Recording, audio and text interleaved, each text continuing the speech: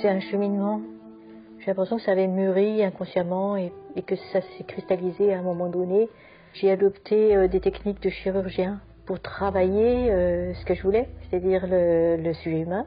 Après, ce qui s'est déterminé pour le blanc, c'est venu de lui-même. J'avais envie qu'il y ait une dématérialisation, qu'on ne soit pas dans la matière, qu'on soit dans un ailleurs. Le blanc, c'est ce qui n'est pas encore écrit, c'est une pureté. Et la transparence, c'est une façon de donner le sentiment que ça va disparaître bientôt, que c'est une image ultime, avant disparition.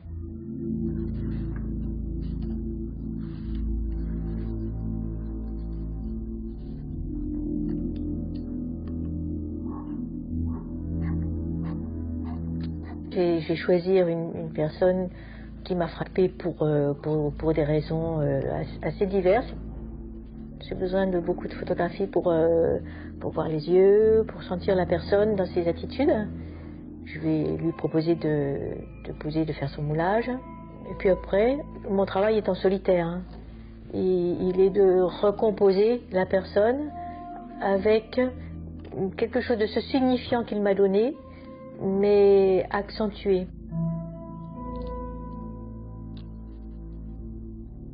Pour tous les sujets humains, il y a des rencontres, une perception aiguë à un moment donné d'une personne, d'un caractère, d'une qualité, ou d'une sensation, ou d'une convergence d'inscription sociale.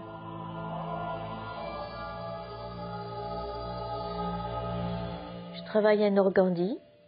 C'est une trame de coton très fine, une des plus fines trames de coton. Il est traité avec, je crois que c'est du natron, qui lui donne une rigidité suffisante pour accepter de restituer les formes assez compliquées, comme celui d'un visage. Et je travaille également donc, ce PET. Le PET, c'est un plastique thermoformable à assez basse température, donc on peut vraiment facilement lui donner des formes. L'un blanc, l'organdie, et l'autre transparent.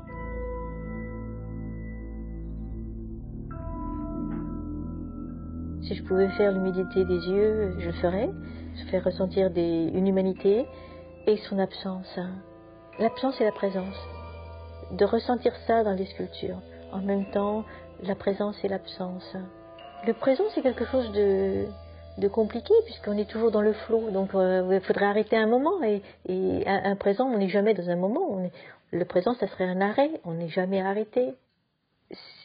C'est donner à voir un présent sur lequel on est souvent aveugle, donner à voir les choses en passe de disparaître, mais ça pour les voir mieux.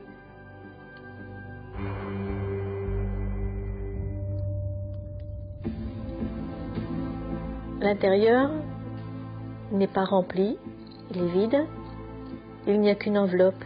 Et la lumière a beaucoup d'importance. Suivant la façon dont on va éclairer, les pièces auront une signification assez différente. Dramatique, très douce, et ça va beaucoup changer la lecture de la sculpture. Le hasard chez moi, c'est la place par le vide, par la légèreté. Il y a quelque chose qui laisse place au regard qui pénètre. J'aime bien une phrase qui dit « rien ne pèse, rien ne pose ». J'aime beaucoup la délicatesse d'attitude et le fait qu'un geste de l'un ne porte pas sur l'autre, ne lui pèse pas. Et il y a une légèreté, une apesanteur. L'aérien me touche. Ils ne sont pas mes individus dans une expression du moment. Ils ne sont pas souriants, ils ne sont pas ni grimaçants. C'est pas tant un moment du vécu qu'un moment de l'être. C'est une cristallisation d'être.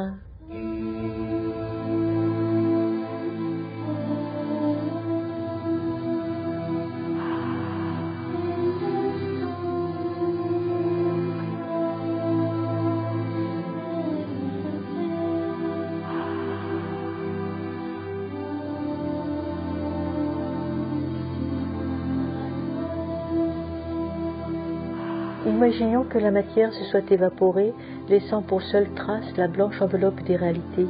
Alors, plongeant ton regard de visionnaire, tu vois le dessus, le dessous, le dehors, le dedans, la surface et la profondeur, tout à la fois une apparence et son mystère. Une apparence et son mystère.